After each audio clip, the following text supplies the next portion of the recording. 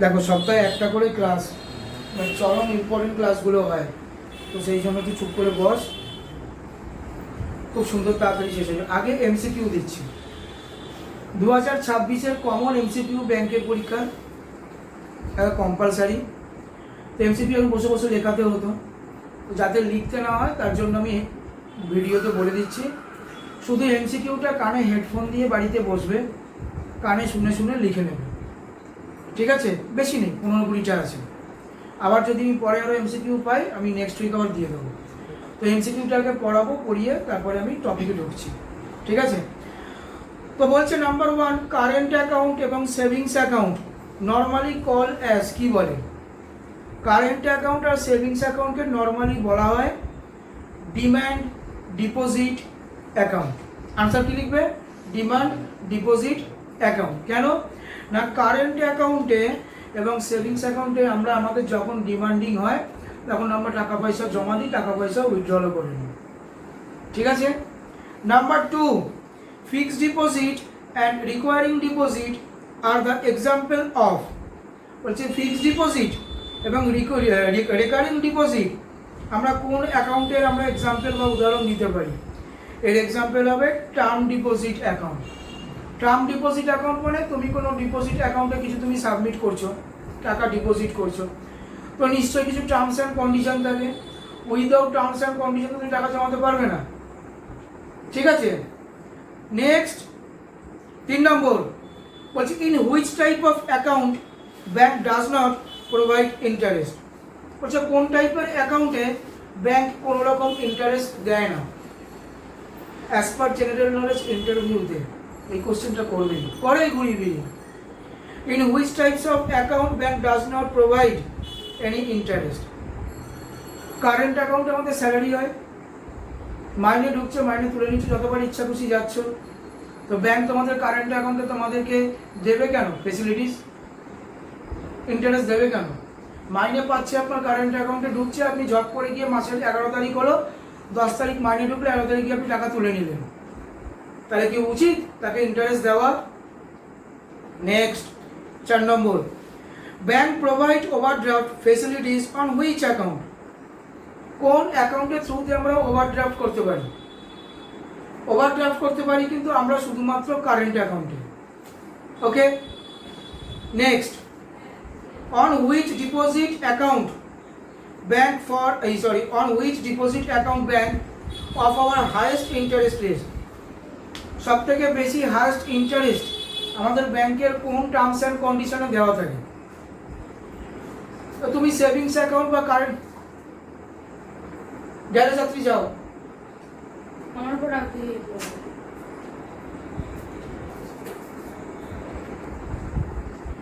on which deposit account bank of our highest interest rate. Highest interest rate সবসময় থাকে হচ্ছে তুমি ব্যাংকে দিনরাত তোমার সেভিংস অ্যাকাউন্ট থেকে তোমার কারেন্ট অ্যাকাউন্টে টাকা পয়সা তুলে নিচ্ছ, তো এক্ষুনি বললাম তাতে ইন্টারেস্ট থাকে না।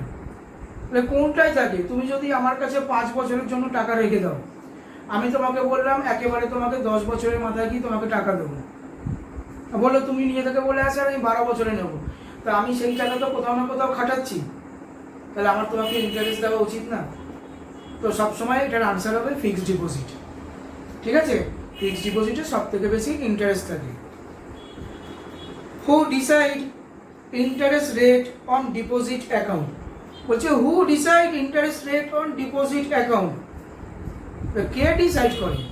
এটা ব্যাংক নিজে ডিসাইড করে। ব্যাংক হিমসেলফ হবে, বা ব্যাংক ইটসেলফ, ব্যাংক যেহেতু আমরা কোনো মানুষ হিসাবে ধরছি তো ব্যাংক ইটসেলফ বলবে। ব্যাংক ডিসাইড করবে কত ইন্টারেস্ট দেবে না কত করবে। আনসার ব্যাংক ইটসেলফ হবে। 7, who decide minimum interest rate on bank deposit account. কে ডিসাইড করে মিনিমাম ইন্টারেস্ট রেট ব্যাংকে যে টাকা আমরা ডিপোজিট করি? এটা আরবিআই ডিসাইড করে, reserve bank of India, father of all banks, ঠিক আছে? উনি ডিসাইড করে। Next, what is the minimum age to open savings account. সব থেকে মিনিমাম কোন বয়সে তুমি ব্যাংক অ্যাকাউন্ট খুলতে পারো? আনসার হবে 10 বছর, 10 ইয়ার্স। 10 বছর না হলে ব্যাংক অ্যাকাউন্ট খুলতে পারবে না। Next number 9, on which basis bank calculate interest amount on saving deposit account. বলছে on which basis bank calculate interest, বলছে ব্যাংক কিভাবে ক্যালকুলেট করে আপনার সেভিংস অ্যাকাউন্টে যদি কোনো ডিপোজিটে ইন্টারেস্ট দেবে তো দেবে, কিভাবে দেবে। তো এটা এরা দেয় ডেইলি বেসিস। তো ডেইলি বেসিস কীরকম করে দেয় একটা এক্সাম্পল এখানে দিয়েছে, আমি তোমাকে বলে রাখছি। মনে রাখবে ব্যাংক ডেইলি বেসিস যদি ক্যালকুলেট করে, ধরো 5টা অবধি ব্যাংক খোলা আছে, তো ওরা 5টা পর্যন্ত ক্যালকুলেট করে যে আপনি কত টাকা আপনি জমাচ্ছেন। তো ধরো 4% তোমার ইন্টারেস্ট রয়েছে, যদি তোমাকে 4% ইন্টারেস্ট দেয়, ধরো তোমার ব্যাংকে 1 লাখ টাকা জমেছে, ঠিক আছে, 1 লাখ টাকার উপর যে 4%টা হবে, তো ধরো কি তোমার তাহলে 4,000 টাকা ইন্টারেস্ট হচ্ছে, তো সেই 4,000 টাকাকে ভাগ করবে 365 দিয়ে। ভালো করে বোঝো, 365 দিনে 1 বছর, 1 লাখ টাকা ব্যাংকে আছে, 1 লাখ টাকার উপর 4% ইন্টারেস্ট, 1 লাখ টাকার 4% হচ্ছে কি তোমার 4,000 টাকা। ডেইলি বেসিস কি করে করবে, এই 4,000 টাকা ডিভাইডেড বাই 365 ডেজ। আর টাইমিংও আছে, বিকেল 5টা পর্যন্ত। কিন্তু এখন তুমি সন্ধ্যে 7টার সময় তুমি ই কর্নার থেকে গিয়ে তুমি আরও 1 লাখ ডিপোজিট করলে, সেইটা কিন্তু কাউন্টিং তার পরের দিনকে হবে, ঠিক আছে। ওকে, নাম্বার 10 বলছে no transaction limit is the character of which account. বলছে কোন অ্যাকাউন্টে ট্রানজাকশনের কোনো লিমিট থাকে না, যত ইচ্ছা খুশি আপ অ্যান্ড ডাউন করতে পারো টাকা। একটু আগেই বলেছি, বলো দেখি কোন অ্যাকাউন্ট থেকে আমি টাকা যখন তখন তুলতে পারি? কারেন্ট অ্যাকাউন্ট, ঠিক আছে। ট্রানজাকশনের কোনো লিমিট থাকে না। যারা বিজনেস পারপাস, তুমি ভাবো না, তুমি ভাবো আমার একটা সেভিংস অ্যাকাউন্ট আর আমি ট্যুর অ্যান্ড ট্রাভেল এজেন্সি, তুমি আমার অ্যাকাউন্টে টাকা পয়সা পাঠাচ্ছ, তো 37 জন ঘুরতে যাচ্ছি, 8,200 টাকা করে বাজে, তাহলে হলো গিয়ে 3,03,000 টাকা রাউন্ড ফিগারে। এইসব অ্যাডজাস্ট করে বসো, সাইড দিয়ে চলে যাও ওই শিকার, যেন ওখানে প্রেশার না দেবে, দেখে মিডিলে বসে পড়ো। তো বলছে কি no transaction limit is the character of which account. এবার তোমরা ভাবো 3,03,000 টাকা, তাই আজকের ডেটে আমি এখনো ট্যুর অ্যান্ড ট্রাভেলসের অত বড় বিজনেসম্যান হইনি, তাই ডিসেম্বর মাসে একটা ট্রিপে যাচ্ছি আর পুজোর সময় একটা ট্রিপে যাচ্ছি, তাও ছোট 4 জন। এবার যখন মেম্বার বেশি হয়ে যাবে, বছরে যদি আমি 5খানাও ট্রিপ করি, এরকম 30-35 জন করে যদি হয়, হয়তো 15-20 লাখ টাকা হয়ে যাচ্ছে। গভর্নমেন্ট বলবে আপনি আপনার সেভিংস অ্যাকাউন্ট দিয়ে কী করে এত টাকা ট্রানজাকশন করতে পারেন, বারবার টাকা পয়সা আদান প্রদান কেন করছেন, আলাদা চার্জেস বসিয়ে দেবে। তো তার জন্য আমাদের কারেন্ট অ্যাকাউন্ট লাগবে। হিসাব করো, কেদারনাথ গেছি আমি 6 লাখ না 7 লাখ টাকার ব্যবসা দিয়েছি। যে বছর কেদারনাথ গেছি সেই বছর কাশ্মীর গেছি, কাশ্মীরে মোটামুটি 3-4 লাখ টাকার বিল হয়েছে, যে এজেন্সি থ্রুতে গেছি। আর পুজোর সময় গিয়েছিলাম আমি আর অনিমেষ দা, কোলাখাম, পান্ডুগাঁও, নর্থ বেঙ্গল ঘুরতে গেছিলাম, তো প্রায় 10 লাখ টাকার ব্যবসা দিয়েছি লোকটাকে, আমি একা, ঠিক আছে। তাহলে ভাবো তার তো আরও অনেক কাস্টমার আছে, তো তারা কিন্তু সবসময় টাকা পয়সা লেনদেন করার জন্য কিন্তু কারেন্ট অ্যাকাউন্ট খুলে রাখে। What is the minimum period of deposit in fixed deposit account? What is the minimum period of deposit in fixed deposit account? সব থেকে মিনিমাম কত দিন, মানে সব থেকে ছোট কদিনের মধ্যে আপনি ডিপোজিট, ফিক্সড ডিপোজিটগুলো আপনি কন্টিনিউ করতে পারেন? বলবে 7 ডেজ। আমার প্রচুর টাকা, আমি বারবার করে জমা দেবো, সেভিংস অ্যাকাউন্টে জমা কে বারণ করেছে? বুঝতে পেরেছো? কিন্তু যদি আপনাকে কারেন্ট অ্যাকাউন্টে বা ফিক্সড ডিপোজিটে আপনাকে যদি জমাতে হয়, সব থেকে কম 7 দিন বাদে কি তুমি পয়সা জমা রাখতে পারবে। Number 12, what is the maximum time limit of fixed deposit account? মানে সব থেকে ছোট টাইম, কত বছর অবধি আপনি আপনার এই ফিক্সড ডিপোজিট চালাতে পারেন? তো সব থেকে কম হচ্ছে আমাদের 10 ইয়ার্স, 10 বছর, ঠিক আছে। নাম্বার 13 বলছে what is the maximum time limit of fixed deposit in term deposit account? Terms কত ছিল আমাদের, ইংলিশটা বলি, তোমাদের কানে শুনে কোশ্চেনটা লিখবে। বলছে what is the maximum time limit of deposit in term deposit account? তো টার্ম আমরা এক্ষুনি পড়লাম কতদিনের, 10 বছরের করবো। তো 10 বছরের মধ্যে আমাদের কি হতে পারে, এফডি অথবা আরডি।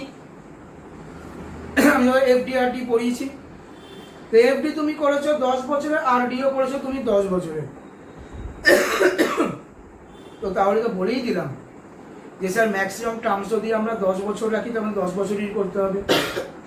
বর্তমানে কিন্তু আর বেশি নেই, কিন্তু আনসার 10 বছর, 11 বছর রাখবে, 12 বছর রাখবে, 16 বছর রাখবে, এরকম আর নেই, কিন্তু 10 বছরই ম্যাক্সিমাম। এলআইসিতে 16 বছর পর্যন্ত আগে হতো, এখন হয় কিনা আমি জানি না, খবর রাখিনি।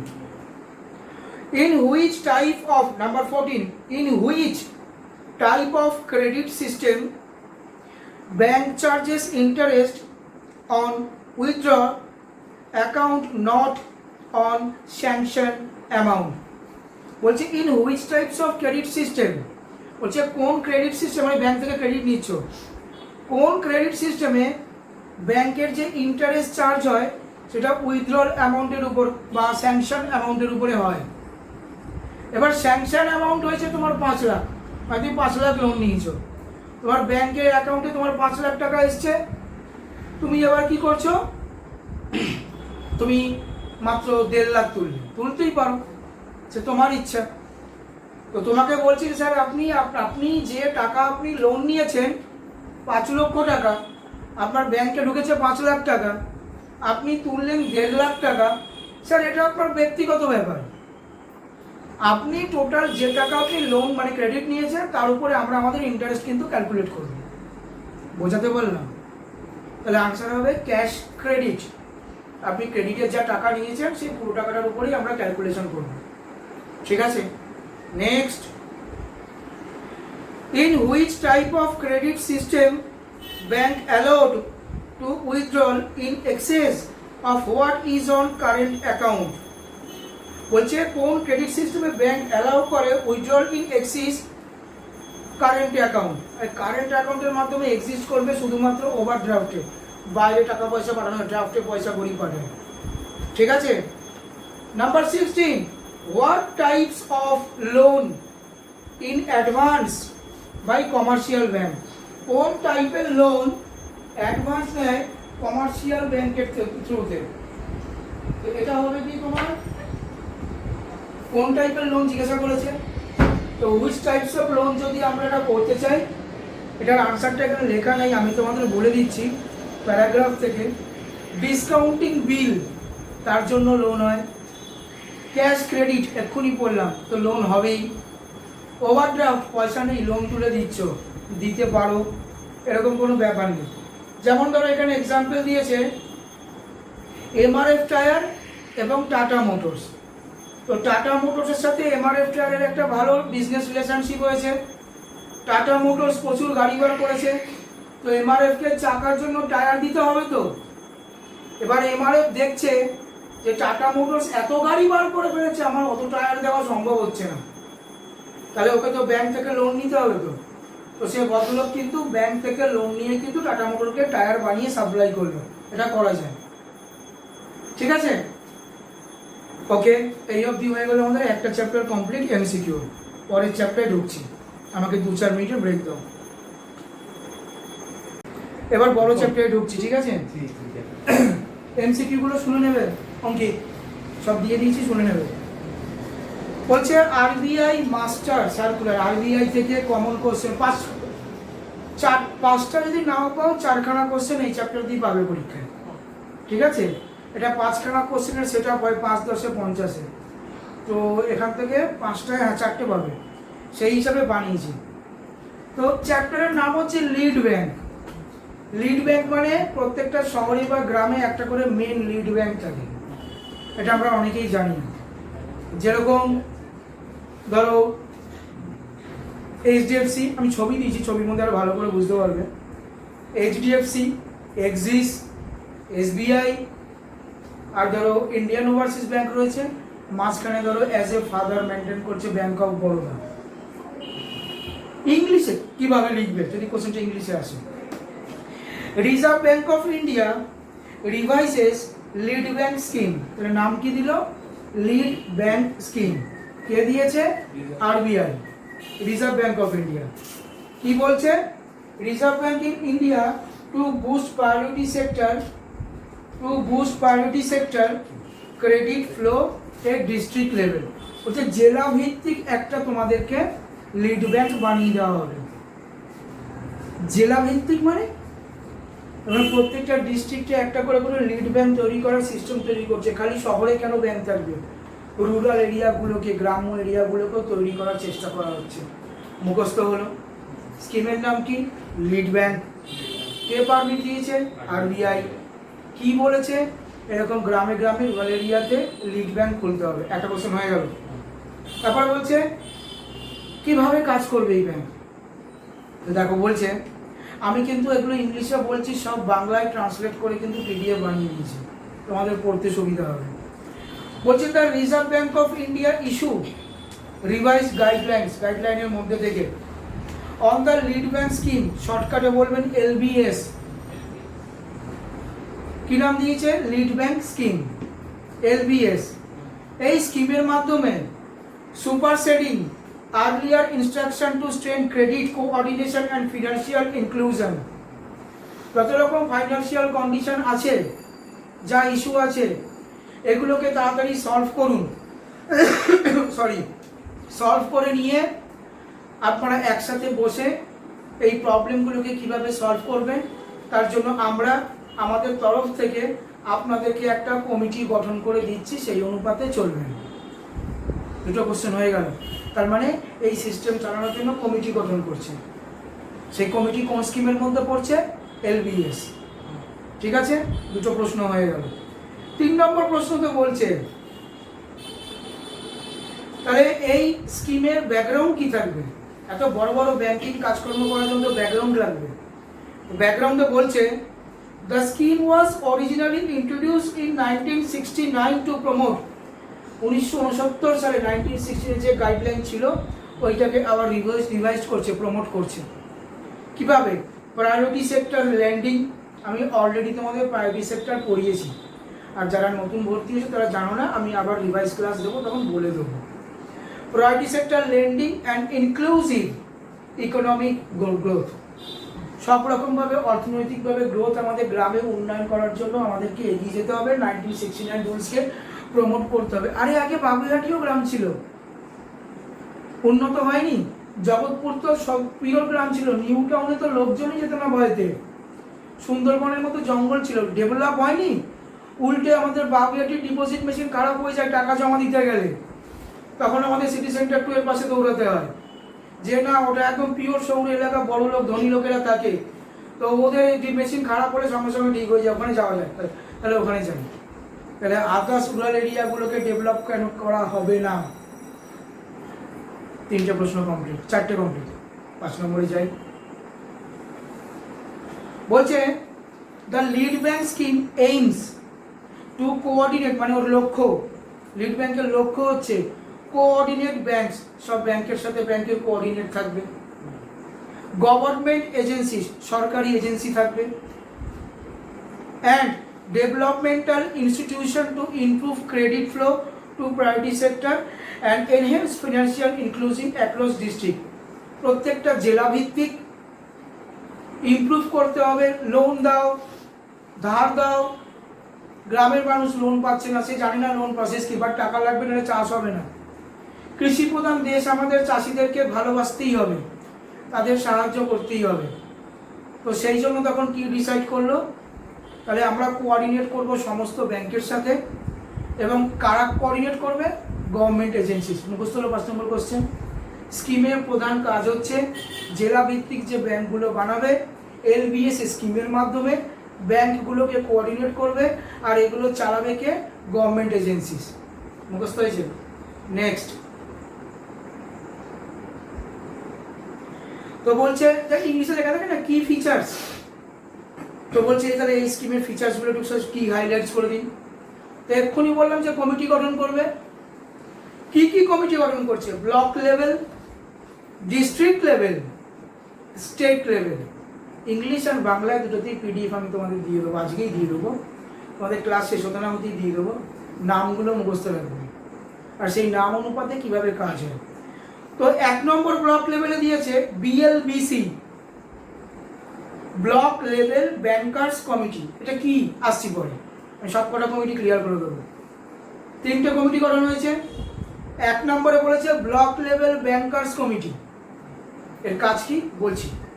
নাম্বার 2-তে আছে ডিস্ট্রিক্ট কনসালটেটিভ কমিটি, এর সাথে জুড়ে দিয়েছে ডিস্ট্রিক্ট কনসালটেটিভ কমিটির সাথে জুড়ে দিয়েছে district level review committee. But আমি তোমাদেরকে বলে রাখছি, সিলেবাসে যতই বলুক ডিস্ট্রিক্ট লেভেল রিভিউ কমিটি বন্ধ। কারণ যে কনসালটেটিভ কমিটি খুলছে সে যে কাগজপত্র নিয়ে কাজ করবে সেই তো রিভিউ দিয়ে দেবে। এখানে কাস্টমারের এই অবস্থা, আবার রিভিউ করার জন্য লোক রাখতে হয় নাকি? আজকের ডেটে প্রচুর অ্যাপস বেরিয়ে গেছে, ইউটিউবে তুমি ভিডিও বানাচ্ছ ছাড়ছো, তো ওখানে রিভিউতে এমনি দেখা যায় কজন দেখলো, কটা লাইক হলো, কটা কমেন্ট হলো, কটা ভিউ হলো। হ্যাঁ, আর হচ্ছে স্টেট লেভেল, 3 নম্বর state level bankers committee. State level bankers committee মানে SLBC at the apex level. Apex level মানে সব দেখবে একসাথে। মানেগুলো চলো ক্লিয়ার করি। 1 নম্বর কি বললাম? বিএলবিসি। 2 নম্বর বললাম ডিসিসি। 3 নম্বর বললাম এসএলবিসি। হলো, চলো এবার ফিচার্সের মানেগুলো বুঝি। 1 নম্বরে বলেছে block level bankers committee BLBC. এর মানে BLBC meetings must be held at the least twice annually. বছরে আপনারা অ্যাটলিস্ট 2বার মিটিং করবেন, including planning for block credit plan, ধার দেওয়ার জন্য, বেসড অন ক্রেডিট পোটেনশিয়াল। কার কীরকম অর্থ লাগবে সেই অনুপাতে নিজেদের মতো করে ক্যালকুলেশন করে আপনারা লোন দেওয়ার প্রসেস চালু করুন। আমাদের বন্ধন ব্যাংকে যাও, তোমার ক্রেডিট ঠিকঠাক থাকলে লোন দেওয়ার জন্য উঠে পড়ে লেগেছে, নিয়ে যান। আর ক্যাশ টাকায় লোন দেওয়া হবে, অ্যাকাউন্টে নয়। ঠিক আছে, নেক্সট ডিসিসি বলেছিলাম। ডিস্ট্রিক্ট কনসালটেটিভ কমিটি মানে DCC meetings are chaired by the district collector. তাহলে ডিসিসি কার সাথে মিটিং করছে? ডিস্ট্রিক্ট কালেক্টরের সাথে, মনে রাখবে, অথবা ডিস্ট্রিক্ট ম্যাজিস্ট্রেট। এবং এই ডিস্ট্রিক্ট কালেক্টর বা এই ম্যাজিস্ট্রেট আর and include banks, bank involve, RBI representative involve, NABARD ব্যাংকের লোকজন ইনভলভ, আর গভর্নমেন্ট ডিপার্টমেন্টের কিছু লোক। যদি প্রশ্ন আসে ডিসিসি কাদের সাথে মিটিং করে? ডিসিসি মিটিং করে ডিস্ট্রিক্ট কালেক্টরের সাথে, ডিসিসি মিটিং করে ডিস্ট্রিক্ট ম্যাজিস্ট্রেটের সাথে, ডিএম এর সাথে, যে ব্যাংকগুলোকে নিয়ে কাজকর্ম করবে সেই ব্যাংকগুলোর সাথে, রিজার্ভ ব্যাংক অফ ইন্ডিয়ার রিপ্রেজেন্টেটিভরা থাকবে, আর গভর্নমেন্ট ডিপার্টমেন্টের এই ফাইন্যান্সিয়াল ডিপার্টমেন্টে যারা আছে তারা থাকবে। 2 নম্বর পয়েন্টে ডেসক্রিপশন হয়ে গেল। নাম্বার 3 স্টেট লেভেল ব্যাংকার কমিটি। বলছে এরা মিটিং করবে স্টেট গভর্নমেন্ট অফিসিয়াল, রাজ্য সরকার, যার যার রাজ্যে যে যার গ্রাম রুরাল এরিয়াকে চেক করছে। বলছে স্টেট গভর্নমেন্ট অফিসিয়াল, আরবিআই, নাবার্ডের লোকজন, ব্যাংকের লোকজন and other stakeholders to resolve regional banking and credit issue.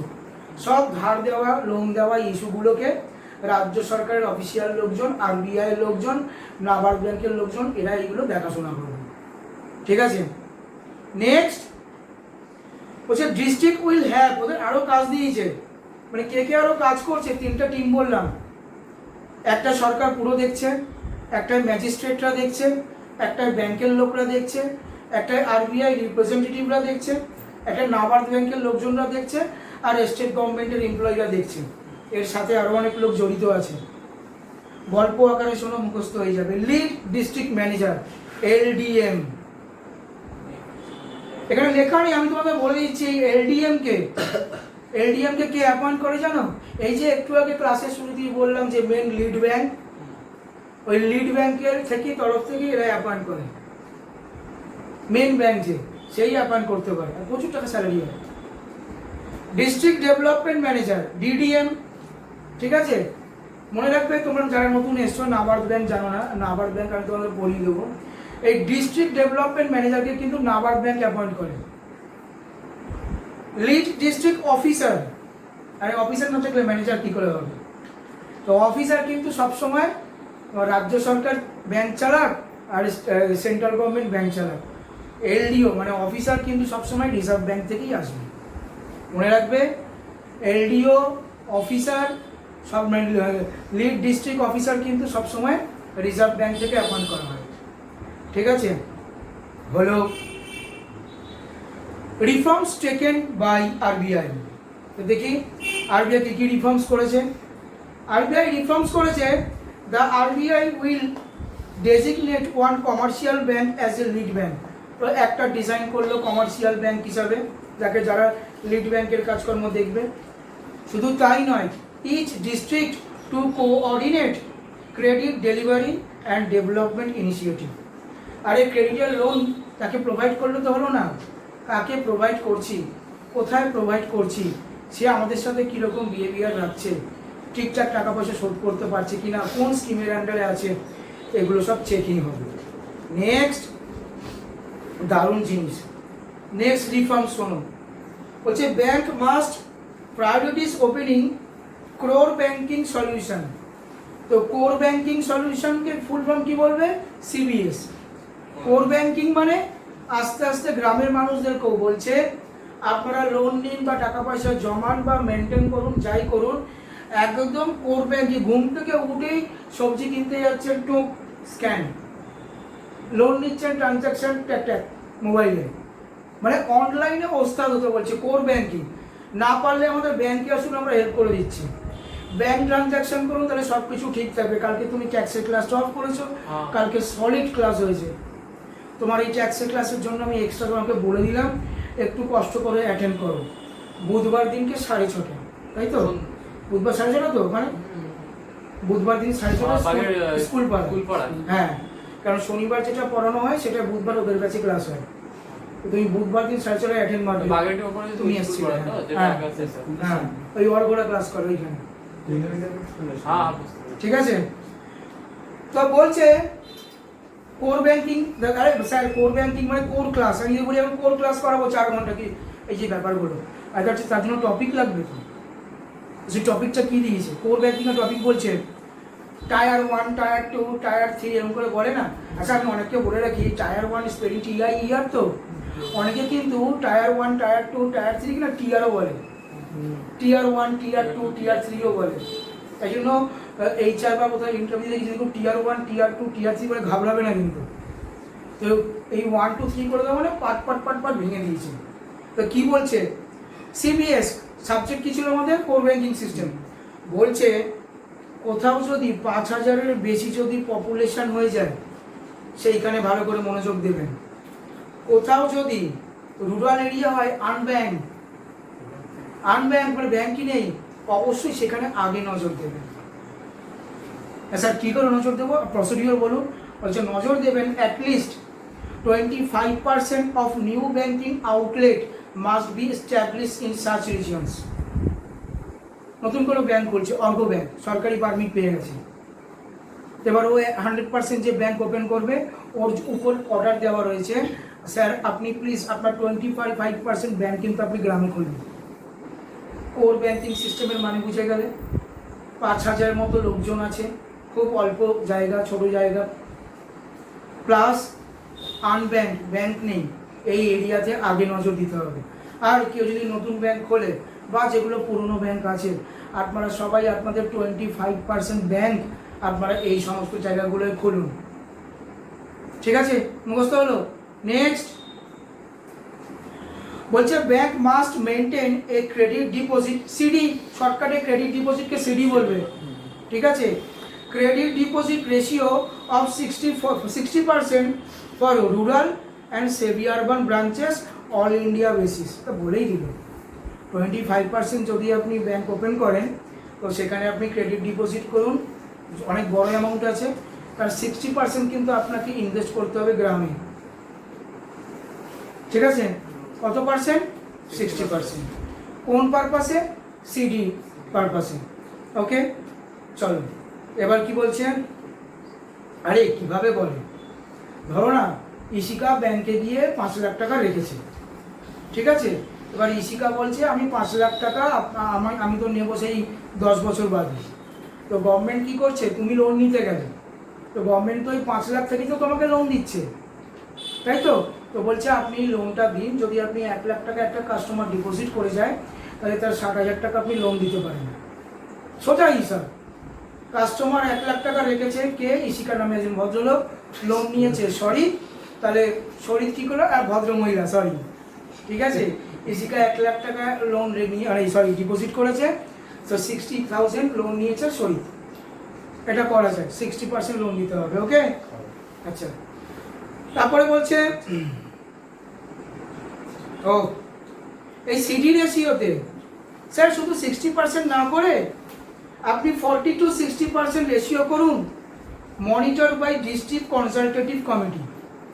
এই ডিসিসি বললে এক্ষুনি, এই ডিসিসিকে বলছে আপনি ফলো আপ রাখুন যেন এই ব্যাংক 40 থেকে 60% যেন লোন ডিসবার্স করে, ইনভেস্ট করে, ঠিক আছে। বিলো 40% অর ডিক্লাইন ক্রেডিট, যদি এরকম হয় বিলো 40%, তাহলে review by district level review committee. এক্ষুনি বললাম ডিস্ট্রিক্ট লেভেল রিভিউ কমিটি তো বসেছিল, তোমাদেরকে এক্ষুনি বললাম রিভিউ লাগবে না, তাহলে রিভিউ কমিটির একটাই কাজ এই প্ল্যানকে কারেকশন করুন, করে তাকে 40 গ্রেটার দেন করুন। ডিসিসি ছিল, ডিসিসি থেকে দায়িত্ব ডিএলআরসি তো বসেছিল, তাকে তো বাদ দিতে হবে, ঠিক আছে আপনি তো রিভিউ দেওয়ার কাজ নেই, তাহলে আপনি দেখুন যে এই লোকটা কেন এত টাকা পায়নি, বা কেন এখানে অবস্থা, কেন এই ব্যাংকের এই অবস্থা। আপনি ব্যবস্থা, পড়াশোনা, ব্যাংক সার্ভিস, বিজনেস এমন পজিশনে নিয়ে আসুন, কারেকশন করুন যেন গ্রেটার দেন 40% হয়, তখন ডিএলআরসি তখন কাজ পেল। নেক্সট বিলো 20% চলে গেছে, যদি বিলো 20% হয় classified as a special categories districts recurring state government infrastructure and credit support. Below 20% চলে গেছে, একটা ব্যাংক সাপোর্ট দিতে পারছে না, ব্যাংক 20% লোন দিতে পারছে না, 20% ইনভেস্ট করতে পারছে না, 20% দিতে পারছে না, সঙ্গে সঙ্গে স্টেট গভর্নমেন্টকে ওই রকম চাপকানো হচ্ছে।